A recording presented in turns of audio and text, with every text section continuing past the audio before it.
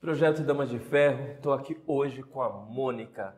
E a Mônica tem um filho que faz dela uma mãe atípica, né? Que é a novidade aqui no nosso canal, né? Mulher negra, preta, retinta, que como eu traz uma história e hoje culmina com uma história de dor.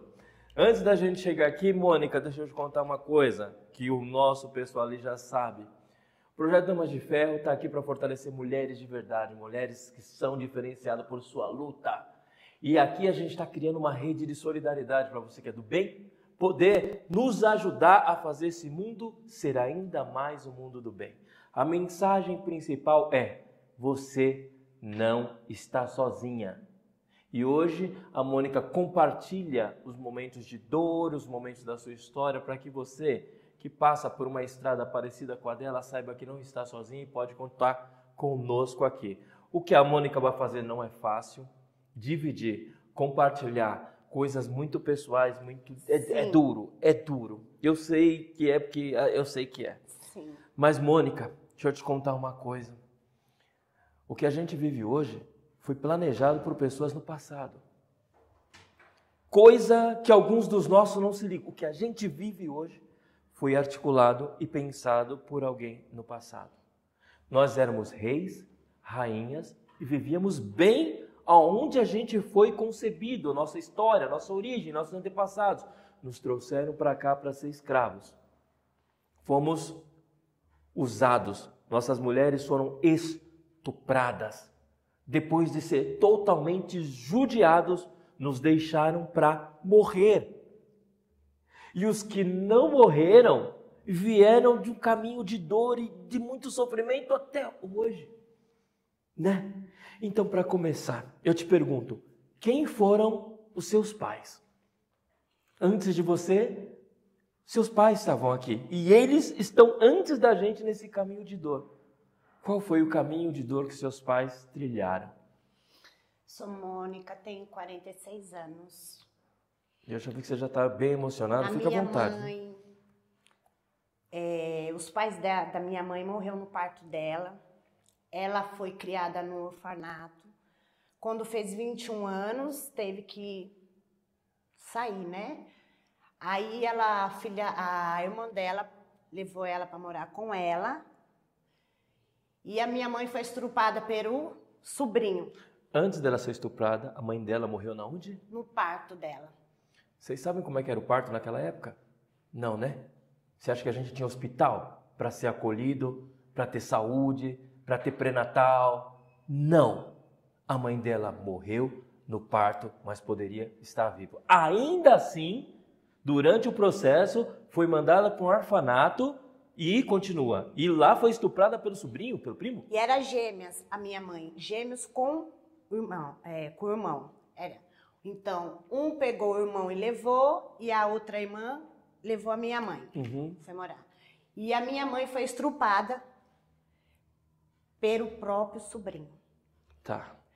E a irmã não acreditou na minha mãe e colocou ela para a rua grávida de mim. Grávida de você. Mônica, o estupro, infelizmente, é muito recorrente e frequente no nosso povo.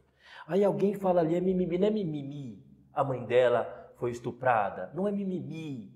A avó dela morreu no parto porque não tinha saúde.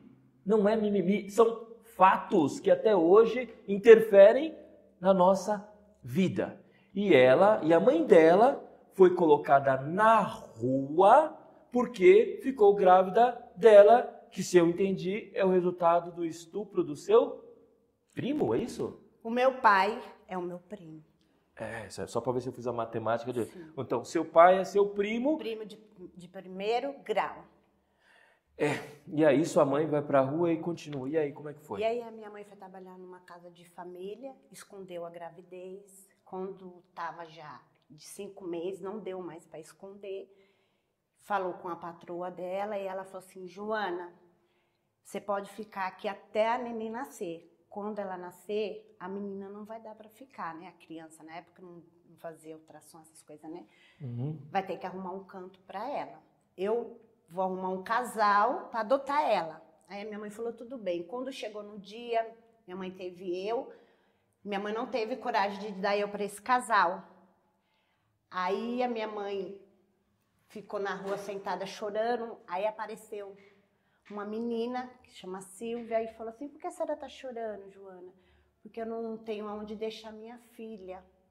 E lá no meu serviço a minha patroa não deixa. Aí ela falou, não chora, eu vou falar com a minha mãe.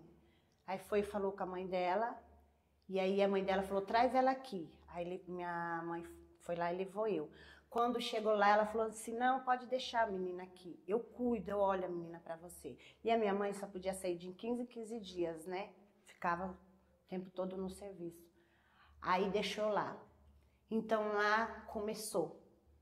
Então, sua mãe, para não perder o emprego, né, para não passar fome, etc e tal, observe que ela não tinha opção. Ou ela fazia isso, ou as duas morriam na sarjeta. Ela teve que te deixar para que outra pessoa desse aquilo que toda criança tem direito de ter. Afeto, amor, carinho, proteção. E quando eu digo que nós somos deixados para morrer, ainda tem um louco que fala que não, eles têm que fazer faculdade igual. Como? Agora eu já estou imaginando daqui como é que foi o psicológico. Porque se morando com a mãe é difícil, morando com uma estranha, o que você passou lá? Como é que foi? Você foi amada, foi acolhida, era só você, tinha mais gente? Não, ela tinha mais 6 filhos, Aí a minha mãe deu ela até para mim eu para ela batizar. Eu era a única pretinha da família, né? E assim, coisas eu não lembro que eu era muito pequenininha, mas com 4 anos, 5 anos, eu não esqueço até hoje. E ali eu fui minha vida toda dormindo num corredorzinho, um colchãozinho no chão. Eu não tive um guarda-roupa, minha vida toda foi a roupa na caixa de papelão. Eu não sentava no sofá, tinha que sentar no chão. Eu comia, era pão com manteiga pro filho dela e eu era pão seco. Mas assim, eu não tenho raiva dela, eu sou agradecida que hoje a mulher que eu me tornei, graças a ela. Me batia quando a minha mãe vinha visitar, eu falava assim, se você falar para sua mãe, quando ela for embora você vai apanhar mais ainda. As filhas dela me batiam e eu ficava quieta, raspava minha cabeça, ia para a escola carequinha, as crianças zoavam eu. E ali eu ficava quietinha, não falava. Ficava com aquela mágoa da minha mãe, por que ela me deixou ali? Mas depois eu fui entendendo. Igual ela falou, se eu tivesse dado você para esse casal, nunca mais eu ia ver você. Então eu deixei. Com uma outra onde eu podia pelo menos ter acesso. Sim. Aí mas mesmo assim eu não tenho raiva dela. Não tenho raiva dela, hoje já ela é falecida, né? E ali eu fiquei. Quando eu fiz 10 anos de idade, a minha mãe foi lá me tirar, me pegar, que ela foi embora para Bahia. A sua mãe voltou para Bahia, conseguiu voltar, é isso? Pegou eu e meu irmão, depois a minha mãe teve outro filho, tudo levou para Bahia.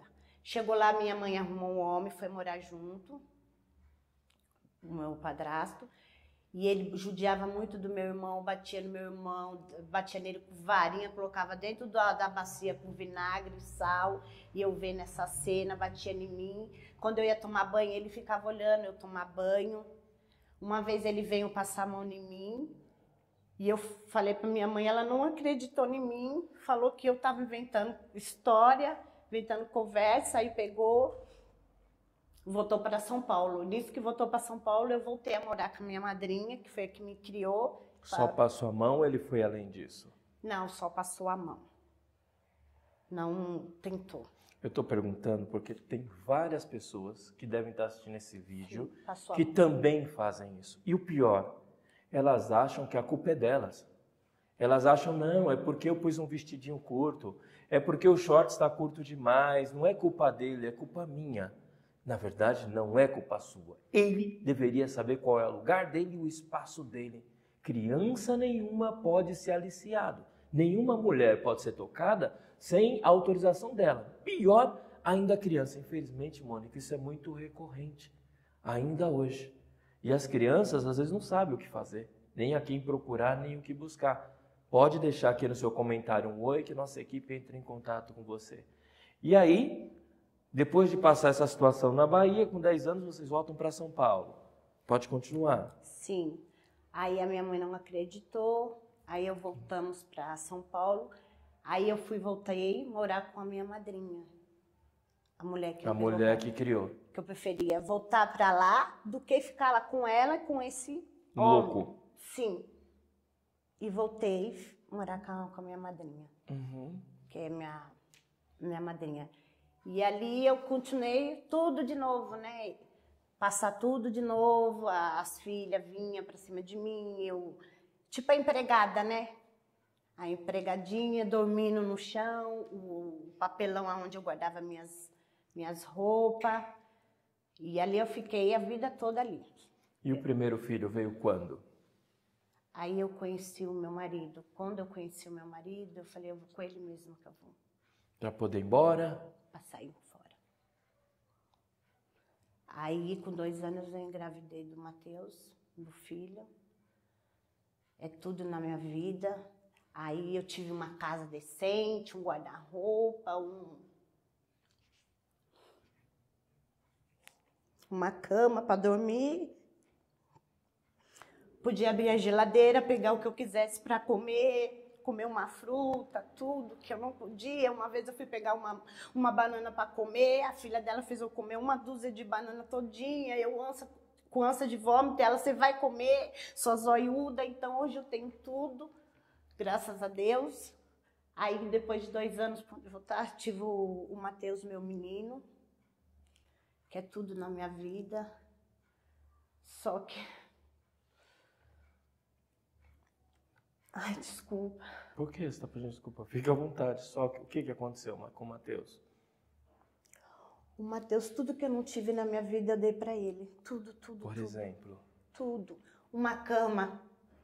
Um guarda-roupa, um armário cheio, uma geladeira.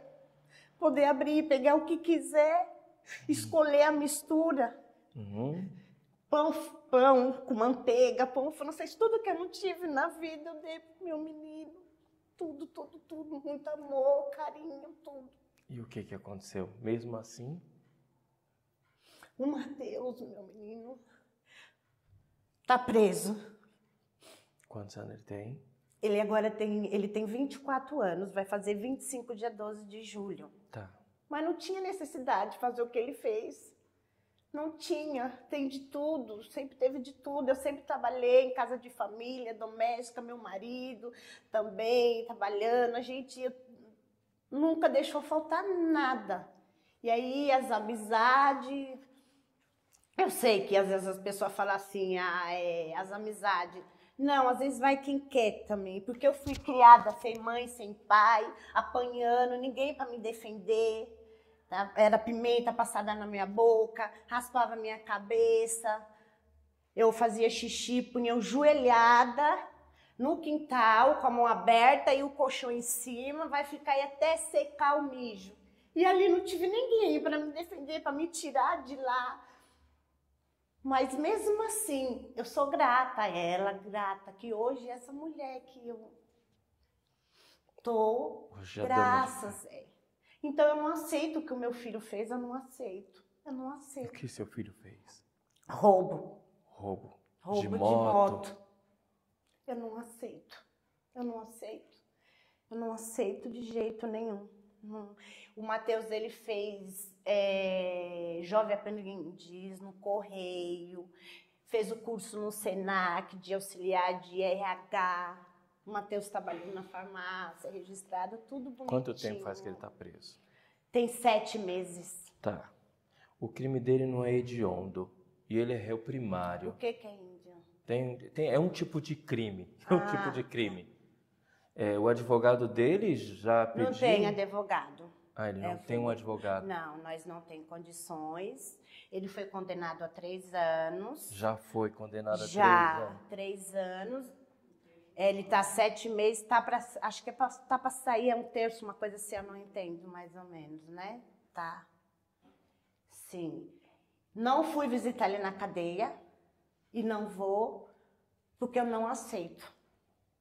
Eu não aceito. Eu falei, Senhor, se for para o meu filho ficar nesse mundo fazendo coisa errada, eu sei que é de doer tudo na minha vida, que o Senhor recolhe. Mas ficar fazendo mal, eu falei, meu filho, a coisa mais triste é você chegar para pegar o carro e não tá mais lá, pegar sua moto e não tá mais lá. Imagina você trabalhar a vida toda para pagar a prestação de E alguém ter levado. E alguém ter levado. Eu não aceito e ele tá lá, eu não aceito. Eu te entendo, mas ele precisava ter... Eu não defendo crime nem criminoso, mas existem contextos, casos e casos.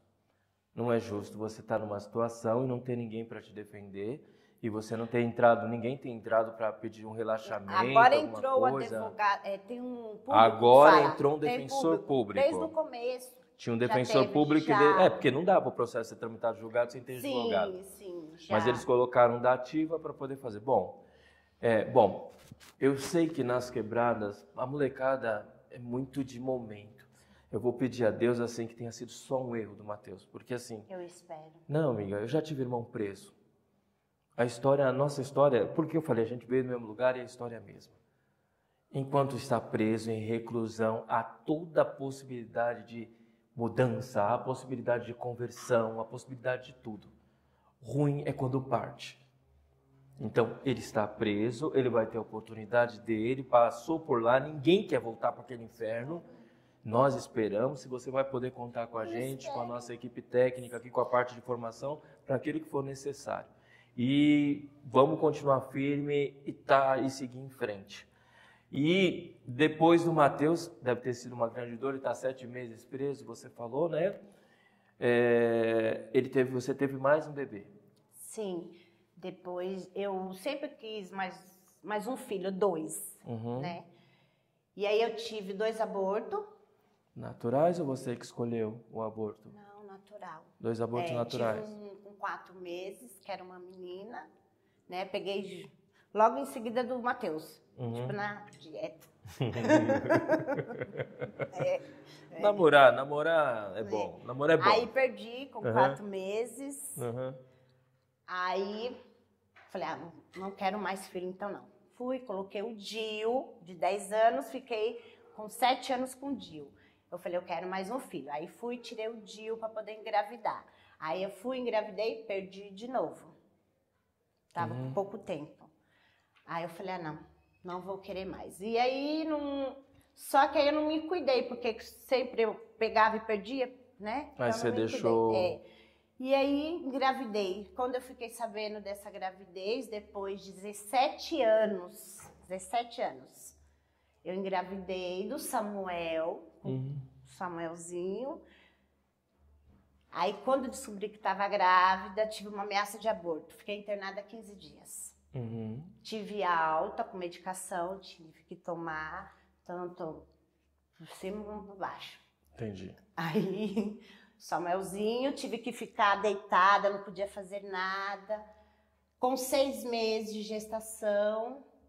E posso voltar? Pode, fica à vontade. E sozinha. Quando eu engravidei do Samuel, o Mateus não falou mais comigo. O meu filho, o Mateus, não falou mais comigo, a gestação. O meu marido parecia que estava também... É o mesmo pai, não? O mesmo pai. Parecia que estava demoniado. Tanto o filho como o pai parecia que estava demoniado. E eu quietinha, sofrendo calada, não falava para ninguém. Eu tinha vergonha de falar.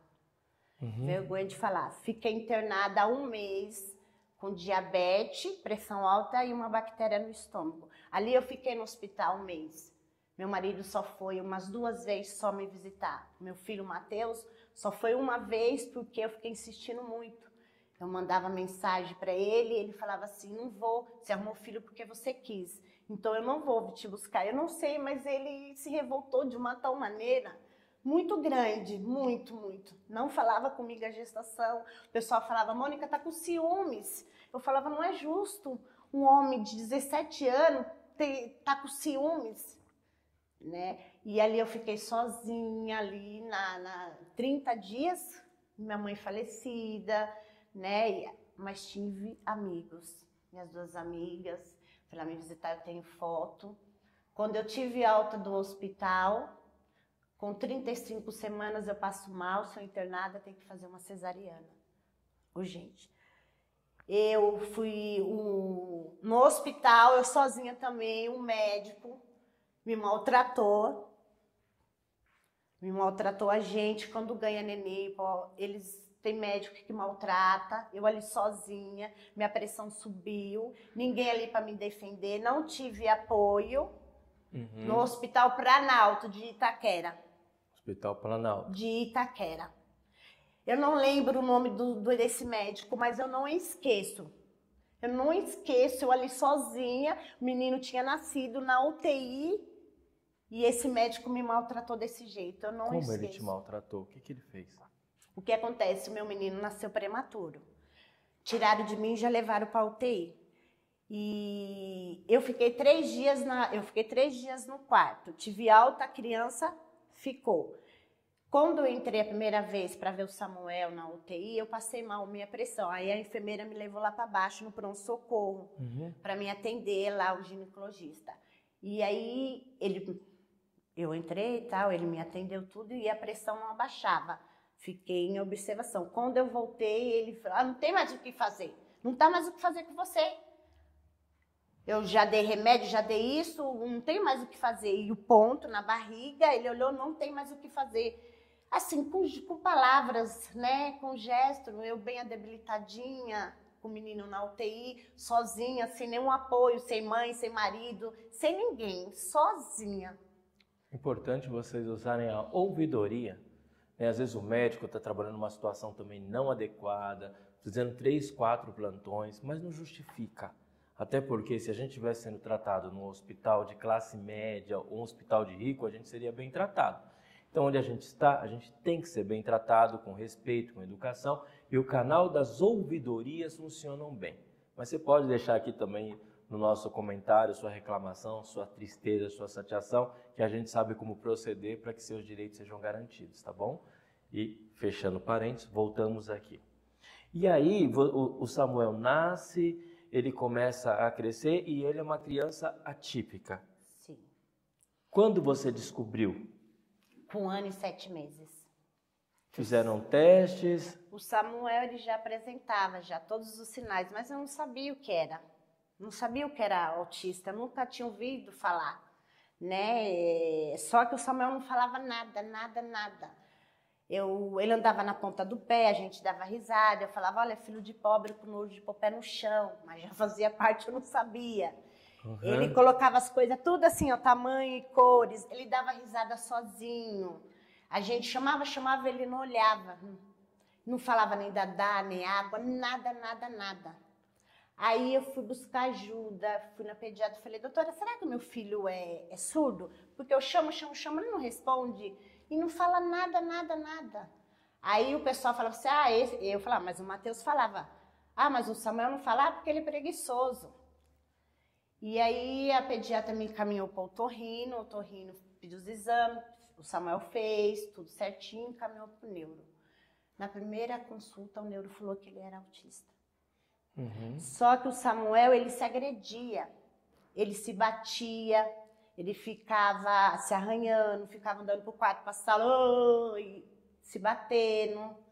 Isso com 2, 3 anos? Isso.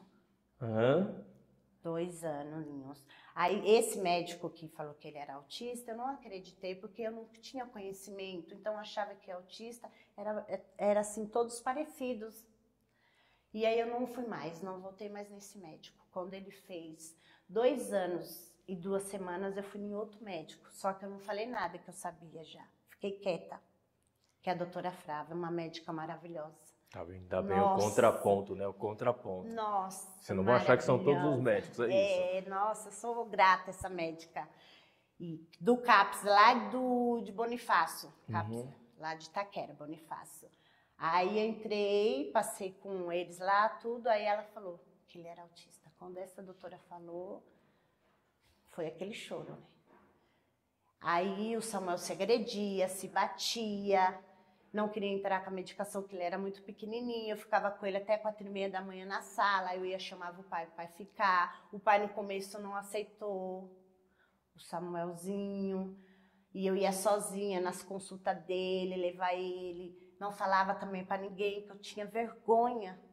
Aí uma vez eu cheguei lá, estava muito chorando, eu sempre sorrindo, sempre alegre, e a médica falou, Mônica, o que está acontecendo? Eu falei, e aí não aguentei e expliquei, que o pai não aceitava, que o pai não brincava com o menino, o pai não brincava com o menino, o irmão não brincava com o menino, eu não podia sair de casa, fiquei 2 anos presa porque o Samuel não podia ver muita gente, porque do barulho, eu não podia ligar o liquidificador, uma batedeira, nada, e ele ficava se batendo, gritando, o pai não chegava perto, e eu quieta, sofrendo calada, que eu tinha vergonha de falar para as outras mães, né? Então eu ficava quieta, falava assim, e o pai que nunca tá junto? Eu ia para as terapias sozinha, via os pais brincando com as crianças, tá trabalhando, ele não tem tempo, tá trabalhando, sempre falava assim, quieta, com vergonha de falar. Aí, quando eu peguei a médica, a psicóloga de lá, falou assim, o que está acontecendo que hoje você está tão chorando? Eu falei, não, nada não. É que eu não dormi essa noite porque é do Samuel. Eu ficava quieta, até que eu não aguentei e falei. Essa doutora Flávia falou, pois então, a próxima consulta eu quero o pai aqui. Aí ele foi, eu não vou fazer o que lá. Aí convenci, ele foi quando ela pegou, deu laudo para ele e explicou a situação do Samuelzinho. E hoje o Samuel é tudo na vida dele.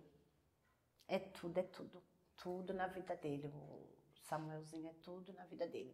E aí eu comecei a correr com as terapias dele, do Samuel, achando que ia mudar, né? Eu falei, vou correr com as terapias que ele vai mudar. Mas aí a médica falou, não, Mônica, autismo não tem cura. Sim, ele vai evoluir bastante. E hoje, se você vê ele, você não diz Samuelzinho. Ele não se agride mais. No aniversário dele eu não podia cantar parabéns. Não podia, ninguém bater pau cantar parabéns. Hoje já aceita, já posso ligar um liquidificador, uma batedeira. Uhum. Consigo ir com ele num shopping. Gente, não fica muito, mas consigo. Uhum. Né? O maior presente que ele deu ano passado de Natal foi falar mamãe e papai. Ele falou ano passado. Ele não foi bravo, tem 8 anos. Foi o maior presente de Natal que ele deu pra gente. Antes ele não falava nada. Mamãe e papai, não. O maior presente de Natal, o ano passado, foi ele falar mamãe e papai. Ele é tudo, tudo, tudo. Meus filhos é tudo na minha vida, tudo, né?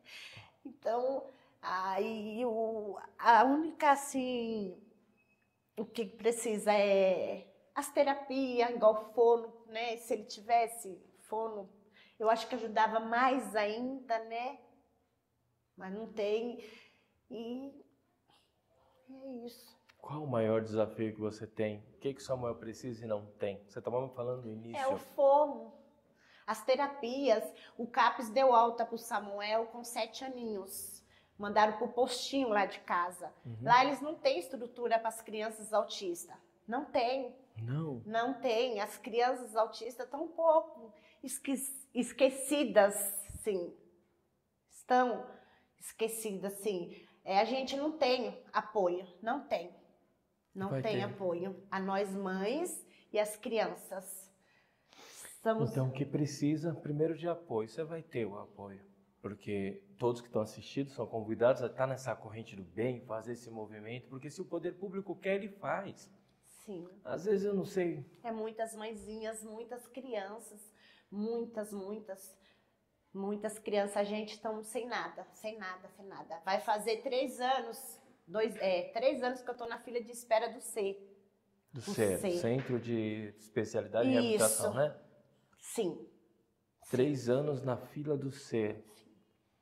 Para ter um atendimento lá. Eu ia até ligar na Defensoria Pública para ver, igual a psicóloga fala, Mônica, o Samuel precisa de fono.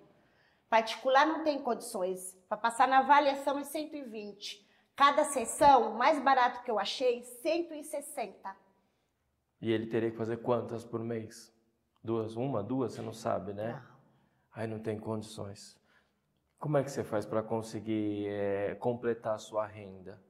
Ou você tem só o Loas que vem dele? Eu só o Loas. Só o Loas. Loas. Então vocês se viram com um salário mínimo. É claro que não dá. Antes eu tava fazendo faxina, né? Faxina, eu levava o Samuelzinho comigo, mas como eu operei do joelho, então agora eu não estou fazendo mais. Até melhorar, tá reabilitada. Sim, mas eu fazia faxina, que toda vida eu sempre trabalhei. Eu deixei de trabalhar quando o Samuel fez 3 aninhos, porque da minha sobrinha, que eu olhava ele, arrumou um serviço. Mas toda a vida eu trabalhei, eu tenho 12 anos de registro na carteira. Gente, participe de nossa corrente do bem. A história da Mônica vai estar disponível lá no nosso site, está escrito Projeto Damas de Ferro. É uma aba do meu site pessoal, porque eu não consegui fazer vários sites, né? Você sabe que essas coisas, além de ter muito custo, e também está atrelado, esse projeto está atrelado ao Rodney e outras entidades minhas ligadas à igreja que eu participo desde a fundação. Então, se você se sensibiliza e quer às vezes você é uma fonoaudióloga e quer contribuir, basta entrar em contato com a gente que a gente vai fazer chegar até a Mônica. Nós vamos falar com as universidades, nós vamos trabalhar, nós vamos falar com as universidades, nós vamos falar com o pessoal aí, nós vamos juntos nessa corrente do bem fazer o Samuelzinho. Nós da Zona Leste nós da Zona Leste, as mães típicas, as crianças autistas, nós estamos sem nada, essa é a verdade. Então, que não, a televisão não sabe disso. E não mostra, né? Ou sabe, não quer mostrar. Não, estamos todos. Tem muita mãezinhas, eu estou num grupo de mãezinhas. Pode dizer para elas, mães, vocês não estão mais sozinhas. Mãezinhas, vocês não estão mais sozinhas. Por 2 coisas. Primeiro, que a gente está próxima. E segundo, que graças a Deus, às vezes eu não sei porque tudo isso, mas semana passada eu estava com o prefeito de São Paulo em todos os dias. E assim, eu conheço o Ricardo. Se não chegou, é porque não chegou até ele. Então a gente vai fazer o que está ao nosso alcance. Levar informação, fazer as pessoas saberem, chamar a sociedade civil para ajudar, e o Samuelzinho vai crescer direitinho, se desenvolver, porque ele vai ter fonoaudiólogo, sim. Com relação ao ser, a gente vai ver o que está acontecendo, né? E você que é mãe atípica, eu agradeço a você por ter trazido seu testemunho de vida, sua história de dor, e dizer para essas mães, vocês não estão sozinhas. Escreve aqui no canal, escreve aqui embaixo, conta a sua história, que a nossa equipe vai entrar em contato com vocês e vai ver o que é possível de ser feito. Nós também temos a nossa rede de solidariedade, onde a gente registra a história de cada mulher, traz seu currículo, traz aquilo que elas têm de empreendedora e de potencial profissional para poder gerar renda. Então a gente convida todos os que estão assistindo a entrarem nesse site também, que a gente vai deixar aqui embaixo na descrição, para que vocês possam conhecer melhor a história dela e possam entrar em contato direto com ela e possam ajudá-la. E outra coisa também, o que acontece? Se a mãe ou o pai trabalha registrado, perde o benefício do LOAS. Esse negócio é um absurdo. Como que você vai viver com salário mínimo? Eu não entendi isso. Só a medicação que eu gasto com o meu menino. Que ele tem uma seletividade alimentar severo, Sim. Samuel. Então ele toma suprimento, toma outras medicações. O Samuel toma remédio para dormir, que ele não dorme sem medicação. Ele toma remédio de manhã para não se agredir, que ele toma as medicações. Gente, isso aqui é uma medida do governo federal, tá? É um dinheiro que vem de Brasília. De verdade, eu ainda não entendi isso. Para mim não faz sentido. Não faz sentido, tem alguma coisa errada.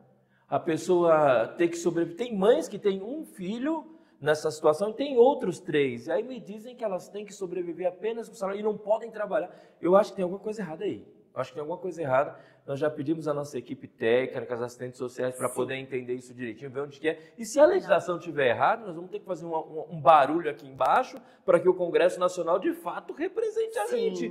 Porque daqui a pouco a eleição está todo mundo pedindo voto. Mas agora que a gente precisa, não esquece da gente, o que o Rodney vai fazer junto com a equipe é fazer seu grito, o seu clamor e de todas essas mães atípicas chegarem onde tem que chegar. Se eu tivesse mandato, filho, eu já estava gritando lá. Mas eu ainda não tenho. Muitas, se você vê, muitas. Eu imagino. São todas, as crianças estão abandonadas, estão. É muitas mãezinhas, eu tenho um grupo. Pede para elas entrarem no vídeo, comentar, curtir, colocar suas histórias, participar da Rede da Solidariedade, que isso vai nos dar força diante do poder público. E o CAPS está dando tudo alta, jogando para o posto de saúde. Chega lá, não tem estrutura para as crianças autistas. Quando nós chega lá, ainda faz cara feia. Eles ainda fazem cara feia. Vamos entender. Denuncie, me diga qual é o nome do posto, que a gente vai entrar em contato direto com a gerente para ver o que está acontecendo. Não tem fone, não tem nada. Porque quem participa aqui tem voz e tem vez, viu? A gente vai fazer o barulho necessário e vamos fazer a coisa acontecer. É o posto de saúde do Águia de Aia. Do Águia de Aia. Tá bom? A gente vai entrar em contato. Lá da Itaquera. Nós conhecíamos no passado a gerente de lá. Trocaram, agora eu não sei quem é. Não, ali... Deixa comigo. E eu ia falar outra coisa. Pode mandar a sua mensagem final, traga o que você quiser trazer, que o nosso tempo já vai acabando, vai encerrando. Mas, olha, eu estou bem feliz com sua partilha e com seu depoimento para representar todas essas mães. Eu que agradeço. E o que você fazer para nossas crianças nunca vai ser esquecido. Eu sei disso. Eu te peço. E meu outro sonho é ter a minha casa, meu apartamentinho. Porque você eu paga também aluguel? Sofro... Eu Ou não? Ajudo, pago, é tipo um aluguel para minha sogra, né? Tá. Eu moro no quintal também, tributulado, que é só por Deus, quintal que tem Eu imagino, drogados, eu sei como é que é. Eu venho do mesmo quintal, eu sei como é que é esse negócio. Mas eu tenho fé em Deus que logo eu tô dentro. Nós vamos te ajudar sim, os programas estão arrasando. Da Coab. Vamos olhar a sua inscrição para ver se não faltou informação nenhuma, se está tudo certo, se o sítio foi colocado, porque nós estamos chamando muita gente. Tá. Nós entregamos agora, nas últimas semanas, aí, coisa de 3 mil termos de vinculação em apartamento. A meta é 10, falta ainda mais de 6, 7 mil para serem selecionados. E o prefeito já autorizou comprar mais 10 mil. Então, você vai entrar, eu tenho certeza. Meu filho fica muito nervoso, que tem muita briga no quintal, Não, né? Os drogados, aí meu marido sai para fora, aí o outro que é usuário de crack pega a faca. Ah, eu tô vendo a hora de sair um corpo esticado de lá do quintal. É assim que eu falo. Quando você me fala, para mim é tão claro. Eu só durmo à base de calmante, porque o sistema nervoso treme. O barato é louco, o barato é louco. É a noite inteira um inferno. É, isso mesmo. Eu sei, eu sou preto, não parece? Eu sou preto, eu sou quebrado, eu sei como é que é a noite inteira o inferno, de sexta para sábado, esquete, sábado para domingo. Você vai ter paz para segunda, terça-feira e olhe lá. Porque o negócio é um brigando com o outro outro brigando com um, dependendo do lugar, e pá, aquela coisa. Eu sei. Assim. Eu sei. É desse jeito. As visitas, o outro que não cuida da situação. A visita, sabe visita? Aqueles ratos, aquelas coisas, aqueles bichinhos, do rabão. As visitas que começam a entrar e você não dá conta porque é da casa do vizinho. E as crianças naquele passa na frente da sua porta, você tá fazendo um bolo nele. Aí você tem que trancar a porta se você fazer uma... Se deixar a janela aberta, o negócio é. Eu sei como é que é o rolê. Quem não sabe é quem tá lá.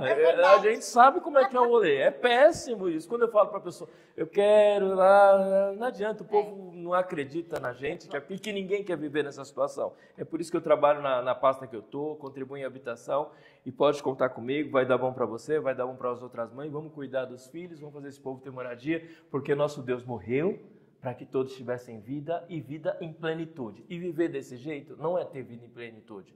E ter uma criança que não tem acesso a um fonoaudiólogo não é ter vida em plenitude. E ter uma mãe que morreu porque não teve acesso à saúde não é ter vida em plenitude. E viver diante de estupros e de violência permanente e até de exclusão, de alimentação, não é ter vida em plenitude. Sim. Por que é que você faz isso, Rodney? Porque a gente vai para cima, porque a gente veio para dar nossa contribuição e quem pediu foi meu Deus que morreu na cruz. Obrigado, meu amor, por estar aqui. Suas orações, as orações de quem está lá, para que a gente consiga crescer e vencer essa luta contra o mal, porque eu vou te contar, viu? Meu barato é louco. O barato é louco. Ou todo dia a gente acorda querendo, não, vou deixar isso para lá. Porque, as trevas são muito fortes, né? A luz está sempre presente, mas para ela se manter, as trevas são muito fortes. E é inclusão, né? Tem que ter mais, né? Ter mais, incluir. Posso e eu agradecer? Agradece, vamos lá. Mãezinhas, vocês não estão sozinhas. Isso. Vamos continuar lutando pelas nossas crianças.